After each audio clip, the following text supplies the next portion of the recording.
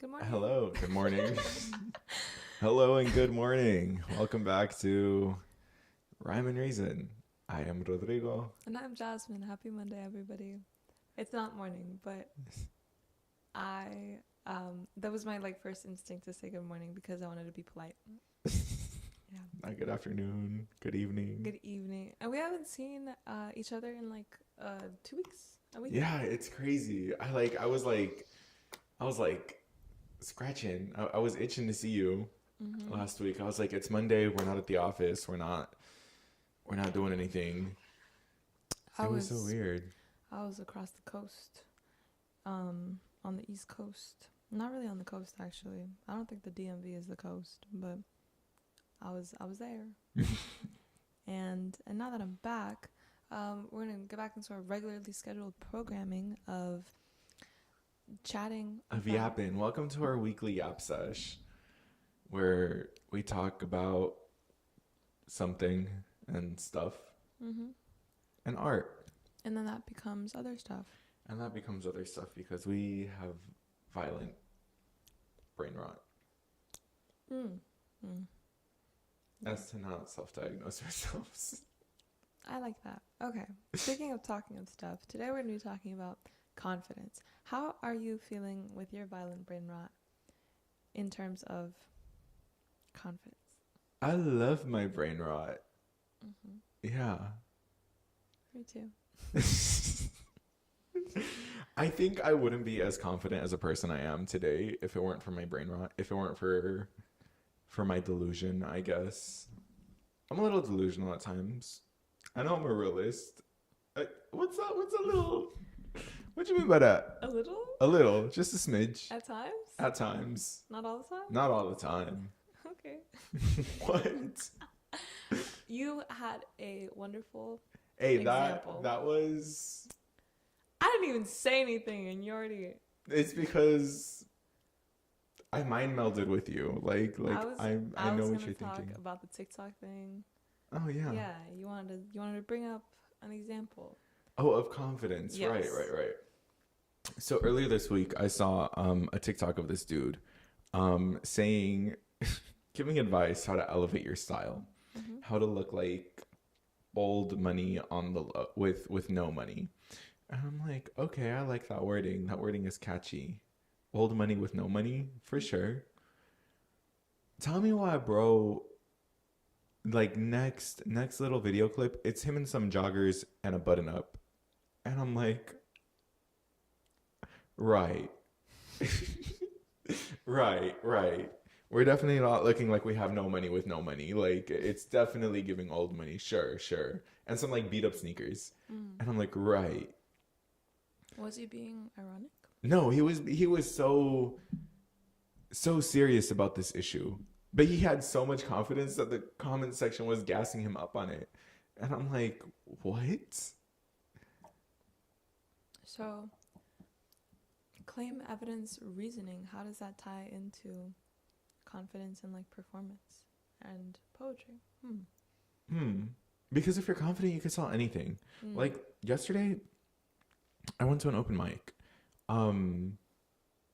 And I have been out of performance for a long time. And whenever I do open mics or anything really, I always for the adrenaline, I start shaking. It's crazy. Cause I live stream. I go to events, whatever. It's things I do, but it's very different being in a small intimate setting of 10 to 15 people than it is to be on a camera in front of hundreds of people. You know? So I had an open mic. I don't think I did that great, but I was confident. I was confident in what I was doing. What'd you perform? A really old poem. Can I ask what it was? Kind of implied by the question, what'd you perform? I fear I answered. Or at least what was it about? Oh, it was... I was gonna say it was a love poem, but all my poems are love poems, and that doesn't narrow it down either. Okay. Well, love poem gives us It was a love poem, yeah. Got you. Because never mind. I'm not gonna add that additional context. No, speaking of love, add the context. Nah. Anyway, Anyways, I think my confidence boosted that performance because mhm. I think it's like going through the piece is going through revisions, again, Yeah. and I'm not like happy with it, but I still wanted to share it, you know. Mm-hmm. Yeah, that's what an open mic is for. That's what I would always emphasize with the mics that I would put on at my college. There would be a lot of people in that room who get stage fright, and like stage fright and public speaking, the fear of is not uncommon at all. Isn't that like the number one fear people have? I've heard that either that's a myth or that's true. I don't know, but it sounds it's somewhere in between first and second place.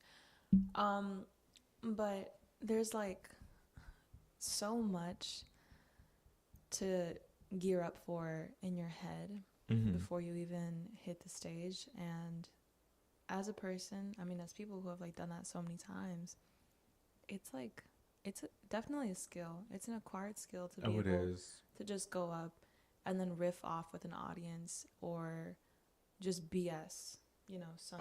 I love BSing. Yeah, I love like being silly and being fun. I love being silly. When I'm hosting a mic, I love being silly. I love like flirting with the guests and flirting with the crowd. Like that is my favorite. I love flirting with the crowd. It is my favorite pastime. That's cute. Yeah. Like I just think it's so funny because it makes everyone feel like more like, oh, like it's lax. Like we ain't got a trip. Yeah. Super relaxed. I don't flirt with the crowd, but word. Lame. What do you mean? Lame. I can't flirt with the crowd. But you can't? No, I don't want to. You don't want to, or you can't? Both. I'm good. Oh. Yeah. But I'll like make jokes. I thought like that's where silly was going, but I like the route that you took, silly. But my silly is like making, you know, my little teenage girl jokes. And the kicker is like relating your experience back to people in the audience that like, you know, don't really have your experiences. Because like at a lot of open mics that I go to, there are also dudes in their 30s and 40s who are like, you know, I need to tell them to leave. This is a teen girl experience. Get out of here. You're like, there's the door. There's the door. That would be so funny. But I think that even they will find the space to appreciate me and my little humor and being like, because one of the things that I did at a recent open mic, when I went up and I gave a little bit of context to one of the poems that I shared about being a teenage girl in love. Obviously not everybody's gonna like click with that poem. And I feel like because I'm a people pleaser low-key, I'm always trying to like rope everybody in the audience in somehow. And so I'll give a little context of like, oh, my car got broken into like over the weekend and my boyfriend helped clean it up and he was so sweet and so caring. And when we were vacuuming up the glass, I was like, you know how to use a vacuum? And I got a little giggle out of that. And it felt so good. And that boosts your confidence because you're funny and the crowd is digging it. And I just think that, you know, humor always adds a good touch of personality. Yeah, of flair. Of a confidence boost, for sure. Like if people are laughing, it's a good time. Yeah, like if you get a chuckle, it's like, oh, I made you laugh. I already know you like me because I made you laugh. Because why are you gonna laugh at something someone you don't like said? Especially when I hear people laugh at poets more than they're laughing at like the comics, stand-up comics. Yeah.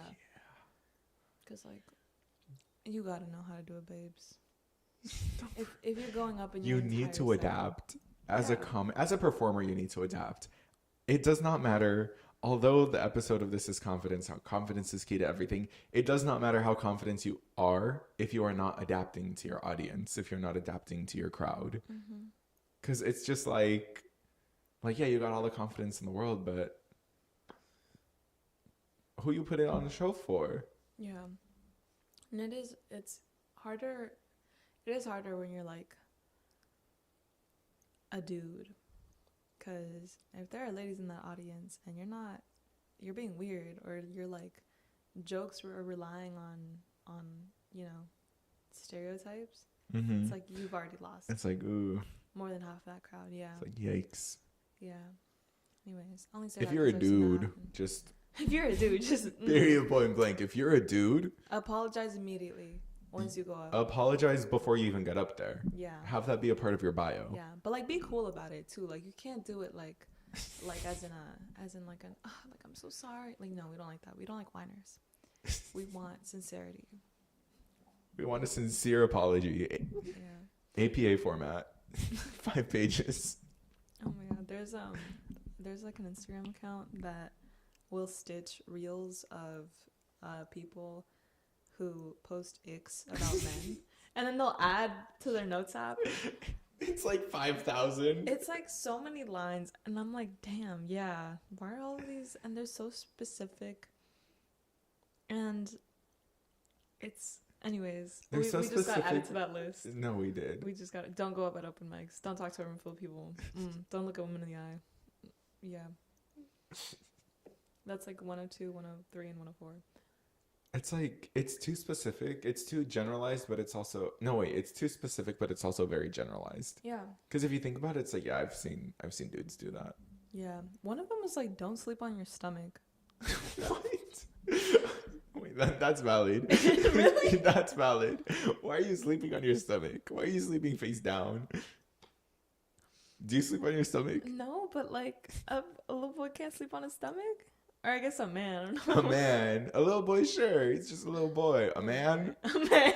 How dare you as a man sleep on your stomach? How dare you as a man? How dare you a man? Bars.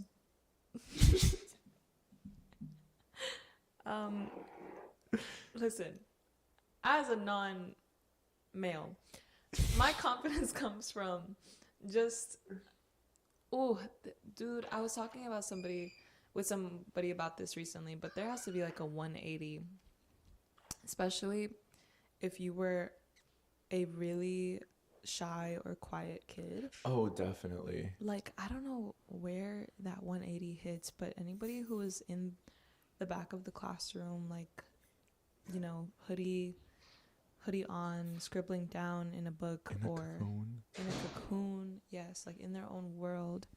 I know so many of them who are amazing theater performers now, who are amazing slam poets, who work in TV and media, and they're just like, they were pleading to be heard when they were younger. And when that isn't given to us, it's like we turn to art and to the stage for a platform to be heard. And I think that's, I don't really think about it a lot, but I think that's what slam is becoming for me, because I'm still to this day told so often to speak up, and I have a quiet voice. I'm not stupid. I know that I do, but it's so annoying to be told constantly, like, what was that? Like, I didn't hear, what did you say? Can you speak up, honey? I'm sorry. And it's just like, it's not your fault, but like this is just what I sound like, and it's not your fault, not my fault, because it's just your voice. But I don't want to assume, but I don't think you were like the quiet kid. I was the quiet kid. You were the quiet kid. I very much was, yeah. So you also are familiar with Yeah, I'm very familiar with that phenomenon. Yeah. Yeah, I was like a very quiet kid up until I was like 15. Till I started coming here, actually, till I started performing and all that. And I was like, this is cool. Let me touch a stage. And ever since then, it clicked. It was like, oh yeah. Cause I was like non-confident in my hoodie, scribbling in journals, ditching class, just kind of being quiet. Like I would skip class just to sit in the stairwells because no one was there. And I'm like, I love this. This is so cute. So cute. It was. Yeah. It was nice. I would skip my first period AP Lit to go to like the little cafe down the street. It was like a coffee shop more like, but to like sit and write. And I would come back to school because I would just skip first period because I did not want to do AP Lit. My AP Lit teacher was my slam coach, and I would see her in the afternoons when I came back. Miss Kernick. Miss Kernick. And, you know, there was just like a silent agreement of like, it's okay if you don't show up for first period, but show up for slam practice. And I did because I wanted to. Yeah. And it was. I'm glad that that's also a shit experience, just skipping class, being the quiet kid. But yeah, I really didn't get into my confidence or into my person until here. Mm-hmm. And then I was the most confident person I know. Mm-hmm. I often get compliments on my confidence. And I think that's so funny because 15-year-old me wouldn't have a clue. 15-year-old me would be astonished that I'm as loud as I am right now, doing what I'm doing right now, and getting compliments on confidence. Mm-hmm. Like, that's crazy.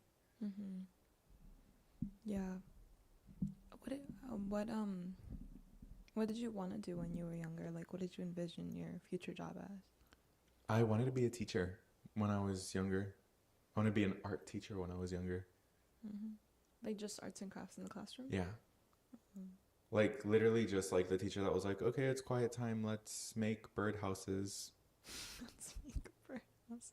You made birdhouses in art class? Like, out of popsicle sticks. Oh, okay, like, it wasn't like a genuine birdhouse. It was like,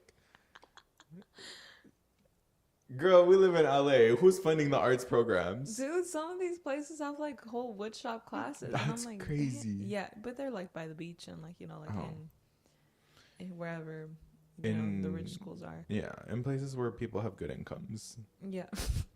You mean where the rich folk are? Where the parents are like funding where the parents are gingers. and blonde. And yes, and I remember visiting these schools too and seeing these campuses like, oh my gosh, they made me wish that I could have gone somewhere like that for high school, even though I loved my high school. But some high schools are crazy, guys. Oh yeah, they're nice. Yeah, they're really nice. When you're like traveling to perform at these high schools or, you know, just visiting their campuses, wow. Yeah. Big stuff. Because the other aspect to opportunity to develop all of these like performance skills and get to know yourself on a stage better is access to resources like a drama department and theater and classes in poetry. We like to say that a lot of the schools that we teach in now, you know, my boss will tell us that they don't know how lucky they are because so many kids do not get that outlet to arts education in the classroom, especially when it's so personal and one-on-one. Like, it doesn't have to be Get Lit. I personally think that the poetry aspect of Get Lit is ideal because it marries a lot of arts together. Like, it's the intersection of music and performance and drama and film in a way. Yeah, because storytelling, building worlds. Me and a friend were actually just talking about this yesterday. We both were Get Lit players. We both came in through the program. And we were talking about how everyone in our year of GLPs kind of exploded through poetry. We kind of burnt out. Maybe not burnt out because it gives negative connotations. We branched out from poetry into just being online personalities and artists and filmmakers and photographers and playwrights and all of that stuff, just because like poetry is like the gateway to all of it. And how we still circle back, how we still book our shows for poetry, how we're still writing and things of that sort, and we're still in the community, but we've just branched out and expanded so much further than we thought we would have back when we all knew each other. Yeah, because it's free. Poetry's free. Poetry is free. Like, all you need is your mind and not even, maybe like your phone. You don't even Okay. really like need pen and paper. You could, Yeah. but And even then, poetry would just be like $2. Go to the dollar store. yeah, go to the dollar store. It's so accessible. Like, you don't need to buy an instrument or, you know, buy classes. And so many hobbies require you to spend so much money to No, learn for them. real. Because when I started playing instruments, Mm-hmm. girl, it was a pretty penny. When I started streaming, another pretty penny. When I started Yeah. photography and film, another pretty penny. And I'm like, damn. I mean, now I have all these skills, but it's like, damn. It's crazy. Yeah. Damn. Damn. It's a lot. No, because like easy, like for my most recent venture in streaming, I've spent like $6,000 For equipment or for programs? equipment. Wow. It's a lot. Yeah. Especially when you're trying to make that your job and it's like, you know, and you're working another job. Oh, that's a topic I can't get into. But What? yeah. No, Get into it. we got Get into it. Come on. I want to wear this really. I know you got that Wow. dog in you. I need to wear this nicely and respectfully. Okay.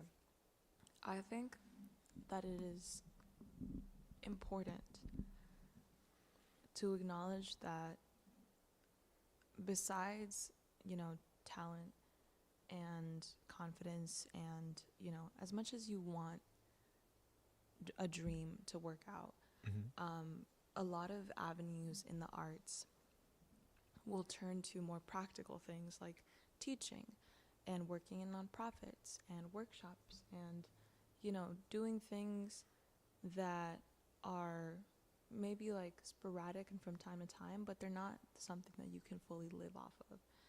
And maybe like a pipe dream when you're younger is to want to be like a full-time musician or a full-time artist, or like, you know, find an audience and like latch onto fame.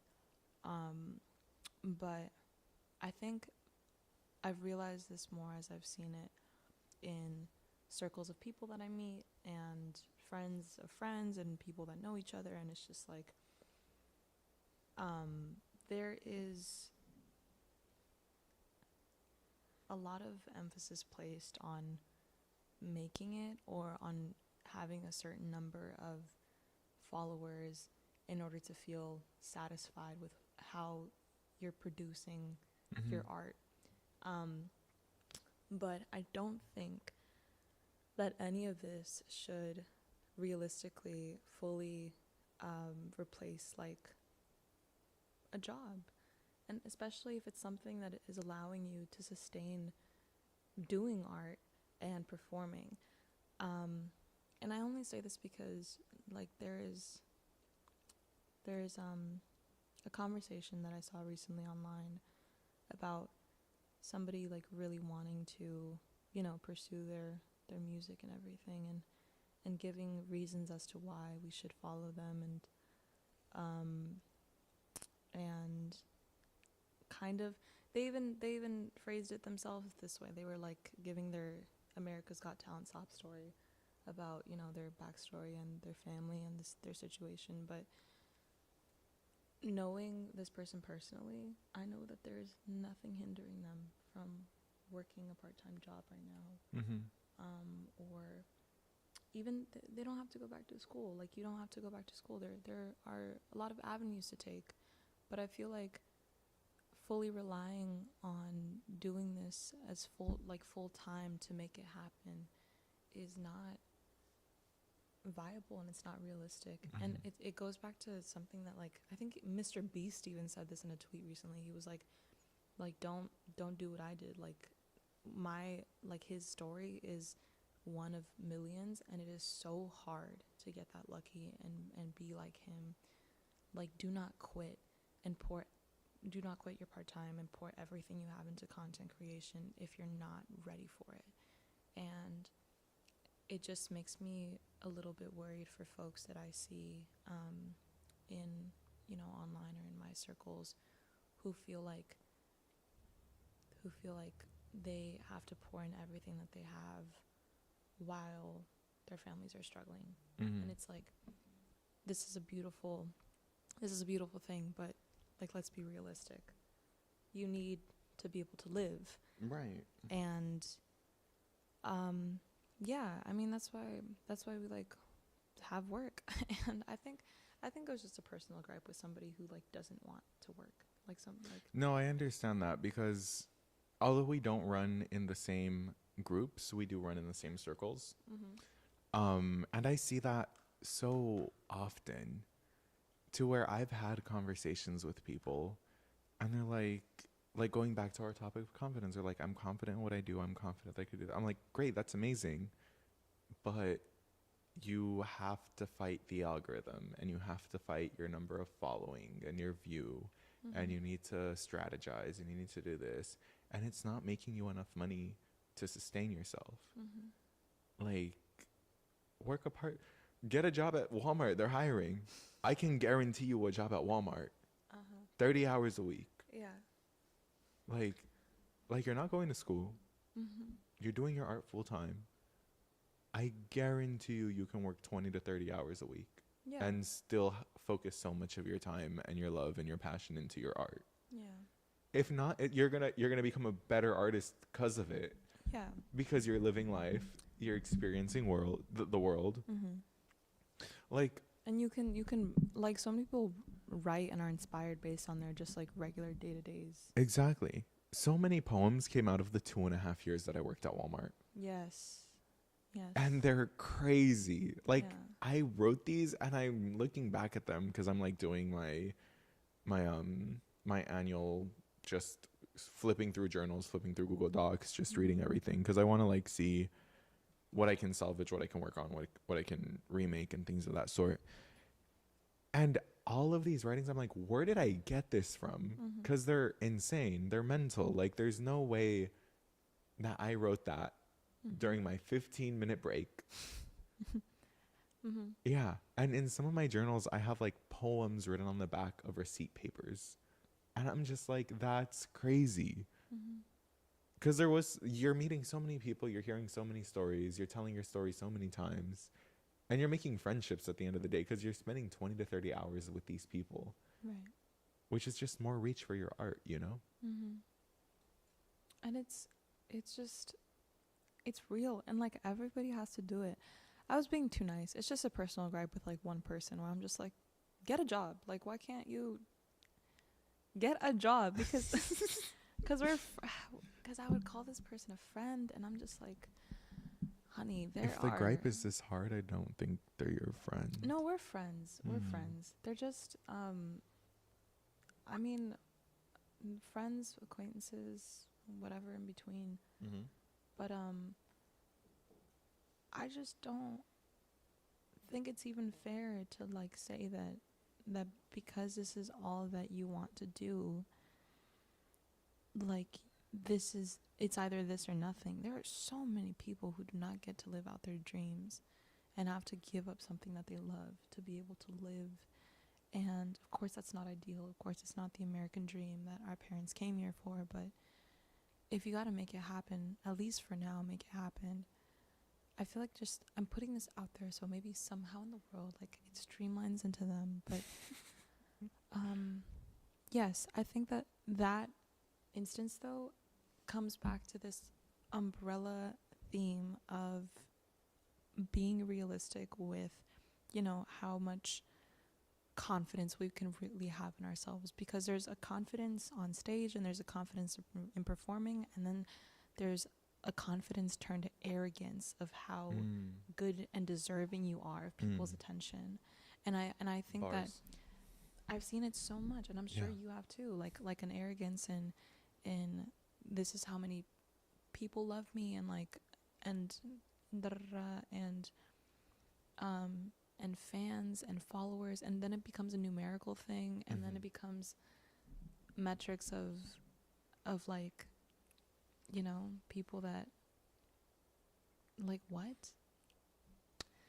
No, I completely understand where you're coming from, especially in streaming. Mm-hmm. Um, because yeah, I'm new to the world, or I'm dipping back into the world after a very long hiatus. Um, and there are people who are just waiting to flaunt numbers at you. And it's like, that's super great for you. Mm-hmm. But like, you're flaunting numbers and comparing yourself to other people. And you're like, I deserve their numbers and this and that. And I'm like, ooh, Mm-hmm. that's kind of not great for you to say. Like, I love that you're confident in your ability as a streamer and your ability to create community, but also, like you said, it's confidence turned to arrogance Mm-hmm. to where it's not healthy for an individual. Yeah, definitely not. Especially in a digital landscape where we're always marketing ourselves and demanding, or basically asking for attention. Like, real talk, we have one person watching this right now, and I'm so content with that. And No, for real. anytime Exotic comes in and comments, it's like I am very satisfied knowing that That there's one person who's willing to interact and come into the conversation, come into the space. Mm-hmm. And every time Exotic comes in here, it's always like, I missed y'all. Mm-hmm. Like, this is the highlight of my week. I couldn't wait to talk to you. And it's great. It's great to know that we're reaching one person, that one person is here for our Yap sessions, talking about life and art and careers and our updates and things of that sort. Yeah, it makes me very happy knowing that even if we're just talking to each other, there is, one person that comments. Sometimes I'll pop into something and not comment, but just watching it makes me, makes me smile a little bit. If I get a laugh, if I get a little chuckle, or one of those like like what you just did right now. Yeah, I love doing that. And all of that is to say that, like, if Rhyme and Reason lives on, the Get Lit Words Ignite YouTube live tab category for however long after we're done doing this, Yeah, I would be completely content, because these conversations are just little moments of how old we are now and what we're doing right now. yeah. And one day we're not going to be doing And our this. thought processes. Yeah. So real. One day we will not be these people sitting on the floor talking about having our weekly Yap sesh. Mm-hmm. We will still be having our own weekly Yap sessions though. Yeah. But yeah, actually, side note to the one person watching this, and whoever may view it after the fact, I chose Jasmine to be my co-host simply because of her confidence when she said hello to me. She only said hello with so much confidence and a big old smile on her face. And I was like, I want to work with you forever. How did I say hello, Rodrigo? I don't remember. But like, I remember the emotion. I remember the sentiment. I remember how I felt when you were like, hi, I'm Jasmine. And I'm like, yes, you are. You know what? Oh, I need to talk about this. The importance of saludar. Oh my God, yes. Dude, si no saluda, don't even. No, I hate it so much cuando no saludan. Let me translate, but I prefer the phrase in Spanish. Saludar just means greeting, means like saying hello, and it has been ingrained in me, as I'm sure like 99.99% of Latino kiddos. When you go to a function, when you go to an event, you're meeting people that you don't know, se saluda. You say hello. To everyone. To everybody in that room. Just like a quick hello. Hi, I'm Jasmine. From the newborn to the great-great-great-great-great-grandmother, you're saying hi to everybody. Yeah, because it's respectful and it's kind, and every single time I've been somewhere and I, greet somebody and they don't give me the same energy back, and they're just like, what is that? No, literally, who are you? You can be in a bad mood, but like just like a quick just hey. Hi. Yeah. Yeah. Just a quick hi. Honestly, like some I'm not gonna lie, sometimes that bugs me too, but I'm like, okay, like maybe you're just in a bad mood today. Yeah. But like, I'm not gonna say who. but But you know who you are. But you know who you are. The instances in which that doesn't happen, it's usually, and I'm just like, damn, like we're just not, there's a disconnect. Yeah. You don't get it, but I like the people that get it. Oh, we're automatic besties. Like, yeah. yes, when somebody comes into the room and they're warm and they're like, hi, like my name is, like I met a dude at a party recently. His name was Danny. He came in like greeting everybody, and he was just so vibrant. And we just like got to chatting and talking about Latin American foods, and like he's Haitian, and I was like, I'm Guatemalan, and then we just like talk about culture. Like that was beautiful. Porque saluda. Literally. Yeah. But yeah, I did not have a conversation with Jasmine. I did not know Jasmine when I was approached about this idea, and they're like, who do you want to work with? And I'm like, Jasmine. That's so sweet. Yeah. And I think the first time we had like a conversation was on Zoom, and that was the first time we had like spoken to each other proper. Really? What did we Zoom about? This? Yeah. Oh, I don't remember that. Yeah. Yeah. Like way back when. Yeah. And now we're here. What is the importance of saludar to you? I want to hear your takes. What do you mean? Like when somebody doesn't, like what feelings does oh, it it's give you? icky.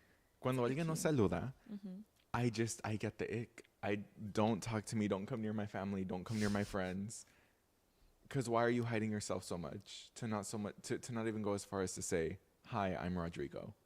Like, don't come near me. Stay away. You got weird parents, and they didn't teach you right. And sorry to you, but that sucks. Yeah. No, it's like, who are you? Yeah. Like, I'm trying to know, but also, who are you? But who do you think you are? Who do you think you are? Coming to my function, not saying hey. Yeah, especially when they're the +1 of somebody that you do know. And it's just like... That's so bad. They're so nasty. They're so musty. They're icky. They smell. They don't put deodorant on. Like, bro, get out of my house if you're a +1 not saying hello. Yes, like I understand. Like, this is a new environment to you. These are not your circle of homies. But if the person that you came with is doing their job, they're going to be like, hey, this is, do the little introduction. Yeah. And then you're like, hi, like, nice to meet you. And that's where you extend your hand and you're like, hey.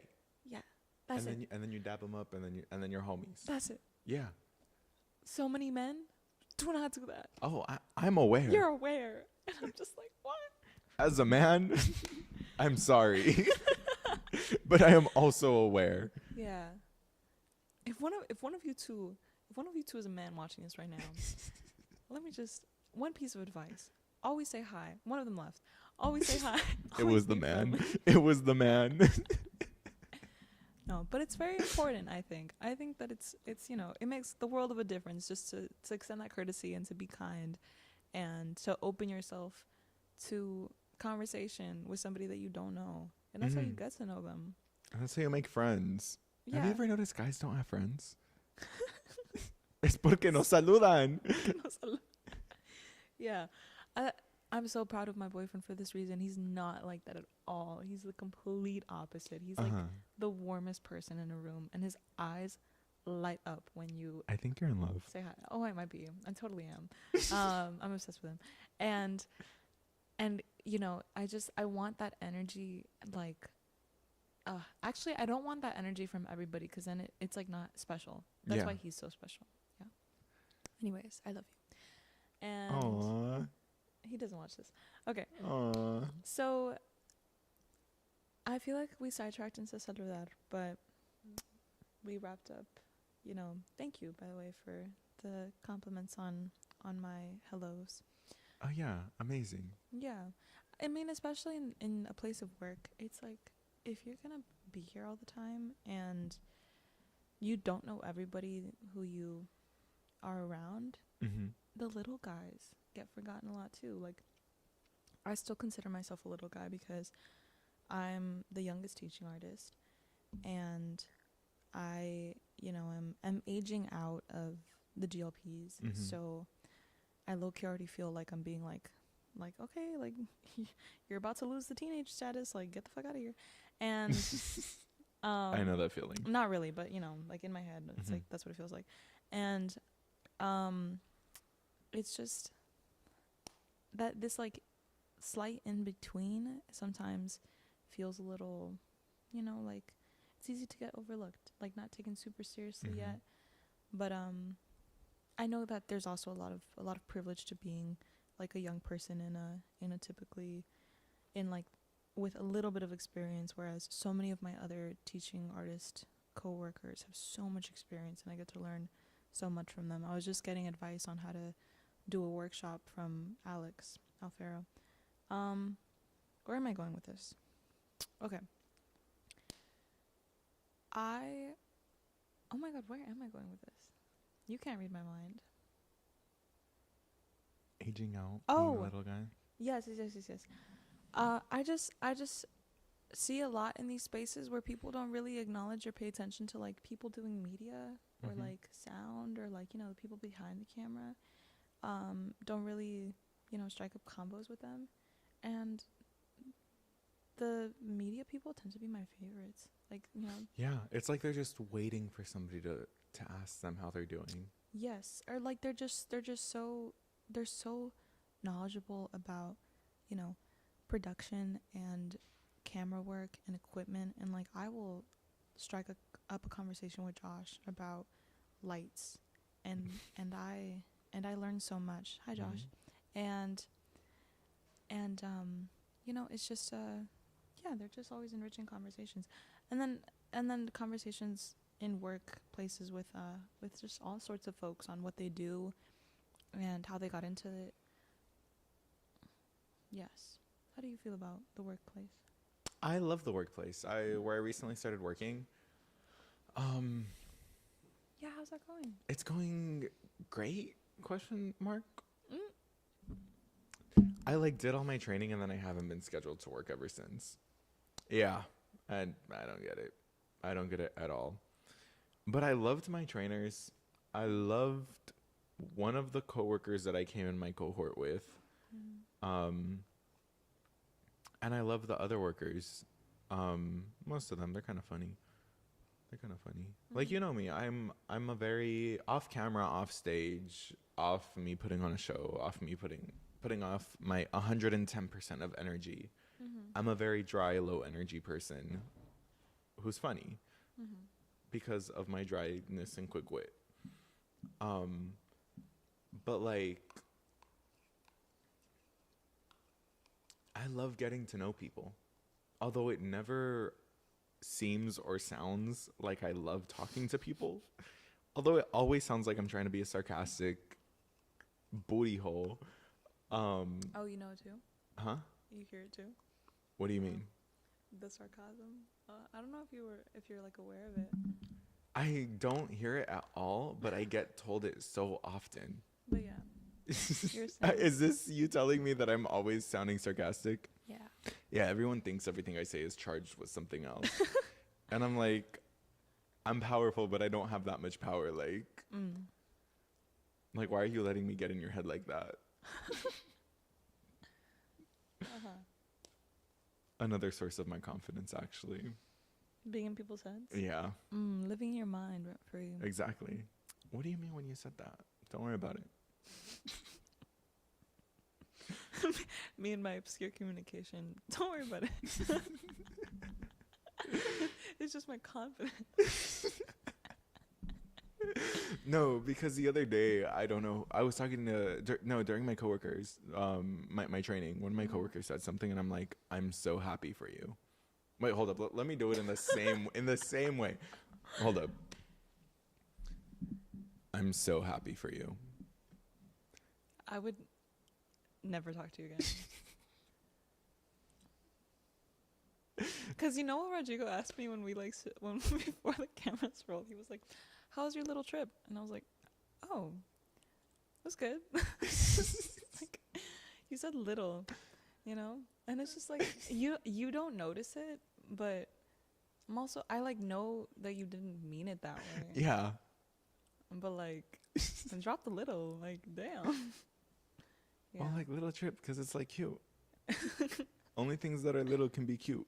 That's not usually how it reads to other people. Oh. Just FYI. But I like understood. Yeah. What you meant. Yeah.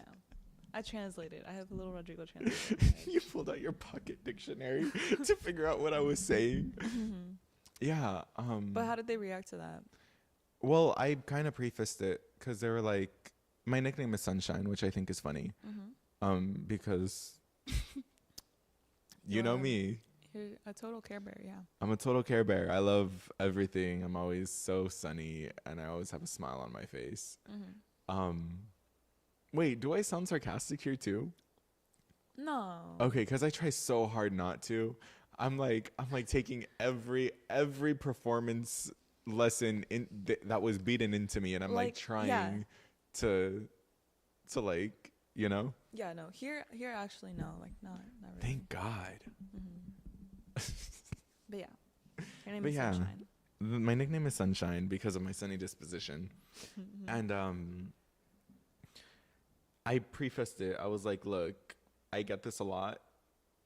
If you feel that way, my bad. But I'm also not changing my way of being. Yeah. And then they see me like interact with the guests, and they're like, what? It's a performance. Yeah, no, it is. Yeah. Voice changes and everything. And they're like, what?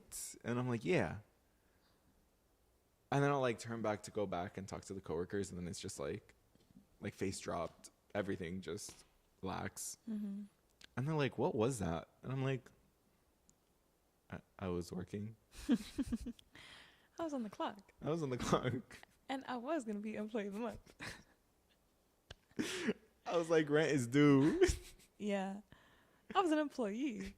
You would do it too for a check. Yes. And I would. You know how much I've been like going back and forth between like talking to kids and then like, you know, turning on the poet stuff.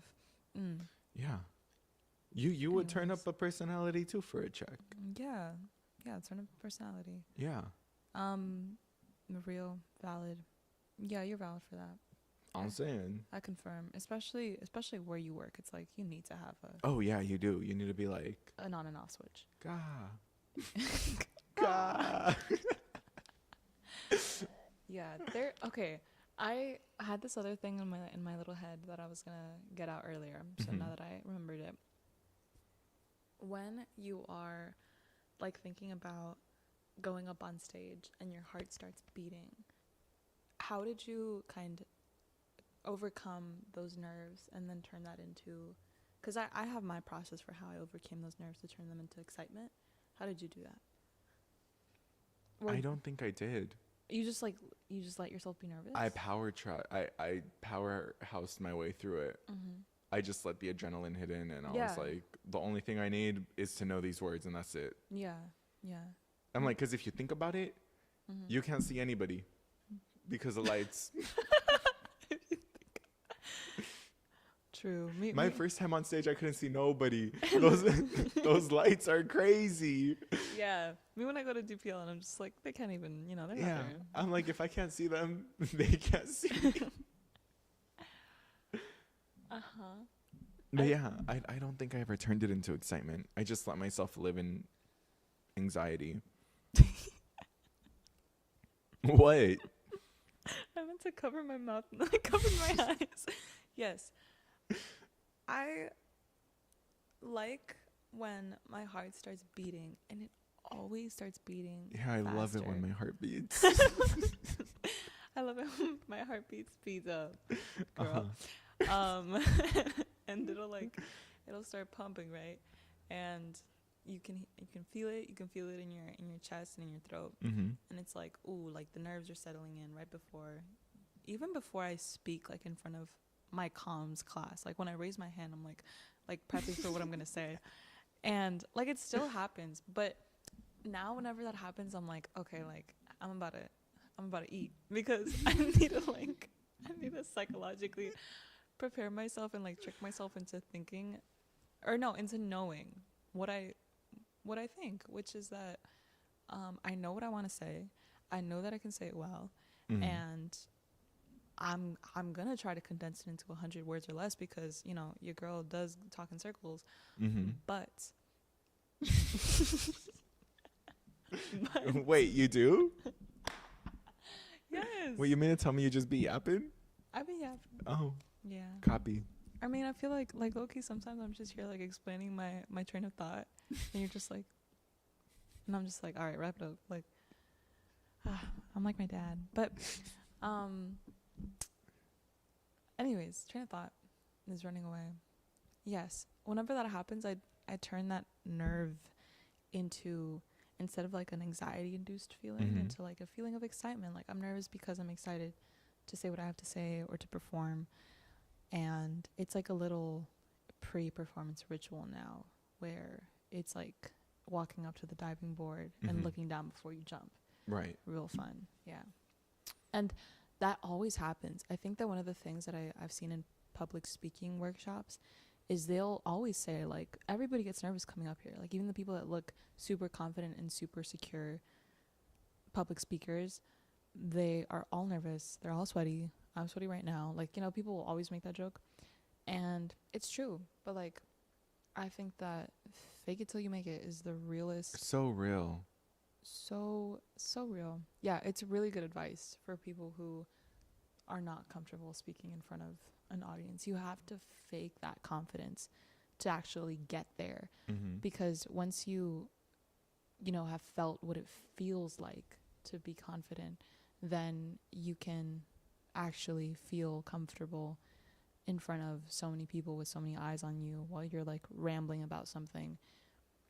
And I mean, I still mess up. Do you still mess up when you're in front of people? You stream all the time. Yeah. So you're always on. Sometimes I'll ramble and then I'll like lose my, you know, I'll like reach a dead end and I'll just have to like swoop my way back into like making the context make sense.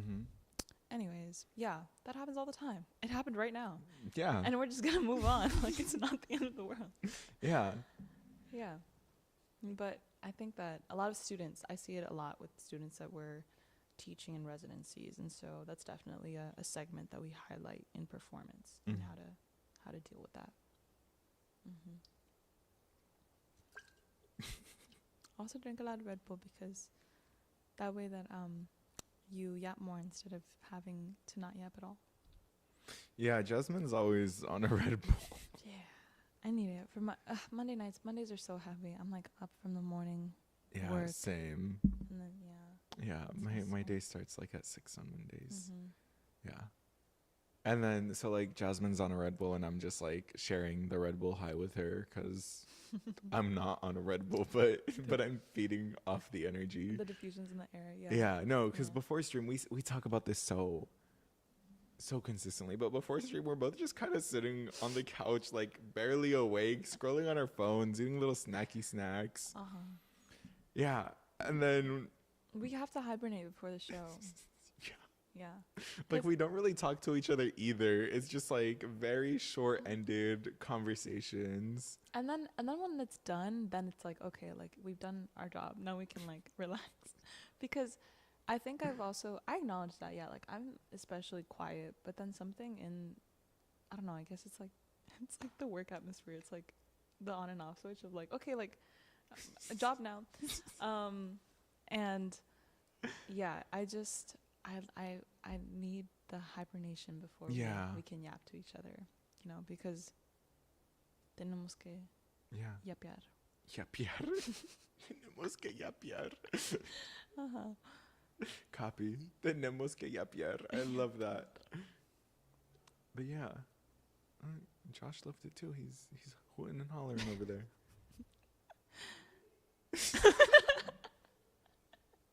I don't know. He's watching, but I don't know either. I'm just gonna choose to believe it's the tenemos que yapear. I have a feeling he was watching SpongeBob earlier, and he was busting out like that.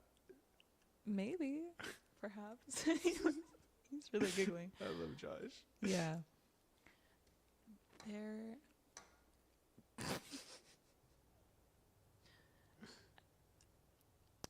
There are so many things to say. What's something you have to say? Think about that. There are so many things we could say. What's something we could say? Yes.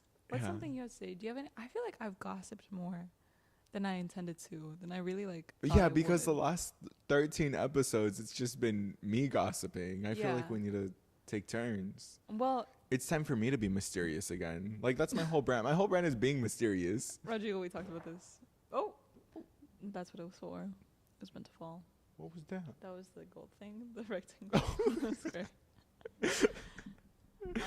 But that's my whole brand. My whole brand is being mysterious. That's my whole allure. Yeah. I don't really have I don't have any like trademarks in the works, so I mean, I also don't have any like romance gossip because I'm, you know, very content with my. I think we're both very content. That's why there's no gossip. Yeah, that's crazy. One of us needs to not be content. Oh, not me. I'm willing to make that sacrifice. I'm willing to make that sacrifice. After this, you're gonna get a text. No, I am.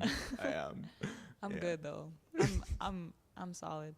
But okay, what scenario of gossip? Let me think. In terms of confidence?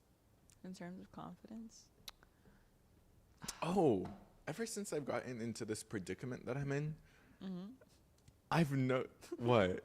So that was just funny. The dude. Yeah. The dude I'm talking to is the predicament. Yeah. For those of you unaware. Well, last night I almost said the word relationship, but I needed to be a little bit more mysterious in how I was feeling, and I ended up opting for predicament for some reason.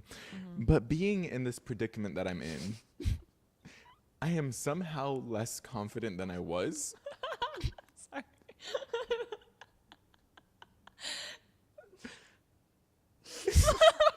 What are you laughing at? Why can't we just call it a relationship? Don't say it. Don't say it's bad for the brand. The predicament. Give yourself happiness, Rodrigo. I'm happy. Okay. Ew. Okay. No, I'm happy. Ew. Ew to being happy. Okay. Ew to being happy. Okay. No, I love being happy, but it's like the first time I said that aloud. Yeah. Okay. Yeah, no, I'm happy, but I also am very happy calling it a predicament because I think it's funny and cute and quirky. Okay. So anywho, I feel like I'm not as confident as I used to be. Because before I used to like walk around town, I'm like, yeah, I'm attractive, people are into me, yada yada yada, XYZ, que no sé qué, que no sé tanto. Like me just yapping because I'm an attractive person, I'm confident, I'm tall, I think I'm good looking, I got man brows, but in the good way. But like ever since this predicament, we talked about this before. Sorry. We did. Apparently, I have man brows. You do. Anyways, go ahead. I'm sorry. But like we were out and about, or when we're out and about, I noticed people staring, and in my head, it's no longer the it's because I'm attractive they're staring at me. I'm like, why are they staring at me? Like I feel weird. Oh, okay. And I'm like, what?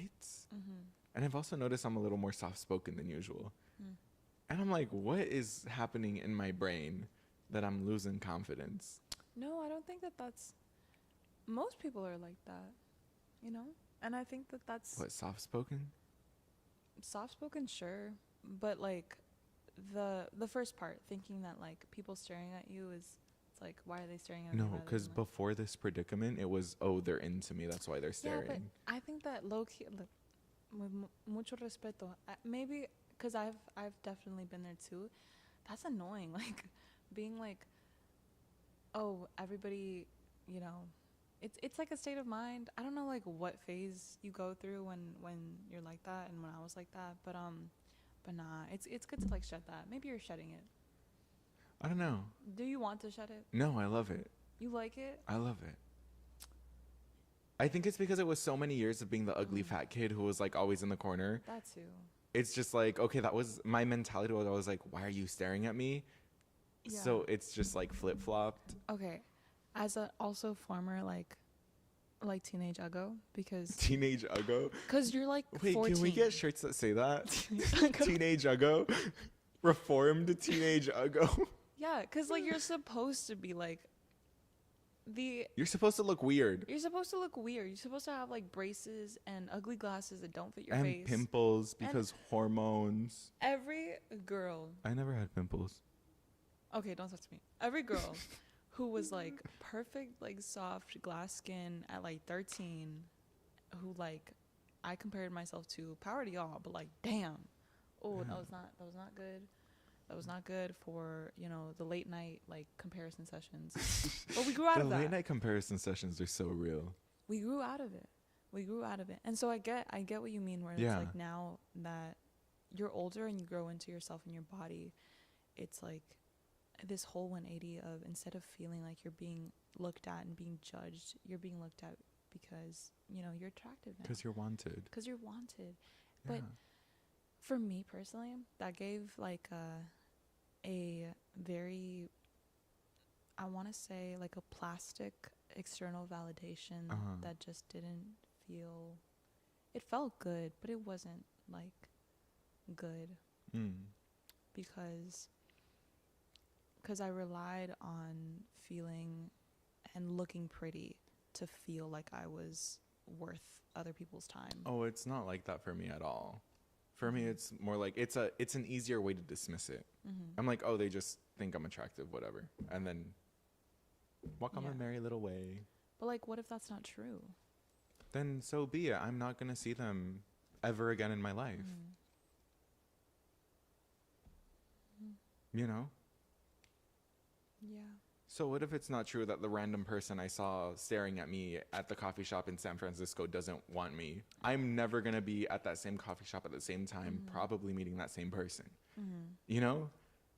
It just makes it so much easier for me to be like, oh, they wanted me, whatever, than to be like, what is wrong with the way I look? Right. It's like a cute little like story to craft for yourself in the moment. Yeah. Yeah, I get that too. I think mine was just, as a woman, it's a little bit, as a girl. As a teenage girl. Yeah, as a teenage girl, it's a little different. 'Cause it's like, especially when you hit 18 and it's like you're on the market. On the market is crazy. I mean, it's the way you said it that threw me off. Yeah, a friend of you mine went described on it the as market. on the market. No, that's a whole nother, you know, topic to wrap into, and I feel like so many poems touch into that, of feeling, you know, just gazed. The male gaze. The male gaze is the shit. Male gaze, I hate them. Bro. Male gaze from the male gaze, not for me. We're both struggling with the male gaze, girl. I have no opinions. I love like that one episode you went, Allah. Yeah. Listen. You're so goofy. But yeah, we're both struggling with the male gaze. Mm-hmm. Yeah. But yeah. The male gaze. That's it for our episode today. Takeaways? Yeah, takeaways are, you know, to not take the whole like public speaking thing so seriously. People do not care as much as you think that they care. Retweet. Yeah. And getting up there and just, you know, faking it till you make it, and like feigning confidence is a million times better than like getting into your head about a little mistake or a word slip up and like nobody's gonna remember. There's a whole workshop on that, you know, to be had. So yeah, take it, because we're not gonna give it today, but eventually, maybe, who knows? Maybe. Oh, we could do like little workshops. That'd be cute. That would be cute, but we'll see What's up with that. Takeaway for me: don't let your confidence turn into arrogance, because that's so icky and nasty and gross. And no matter how much you think you deserve something and you don't have it, don't sit there and complain. Work towards it. Yeah. Because if we both want the same thing and you're sitting and complaining and I'm working towards it, I'm going to get it, and you're just going to be sitting there and complaining and hating me. Yeah. But yeah. Thank you so much to the 14 of you that stopped by. Thank you for listening to our weekly Yap sessions. Same time next week, unless any of us go on a little trip. On a trip. Are you planning a little trip? No, but who knows? I'm gonna be here, so Okay, yeah. I'll be here too. Yeah. So we'll see you next Monday. See you next Monday. Thank Have you a wonderful again. week and a wonderful night, and be And safe. a wonderful week. Yeah. Wait, what? We already said that. Bye. Bye.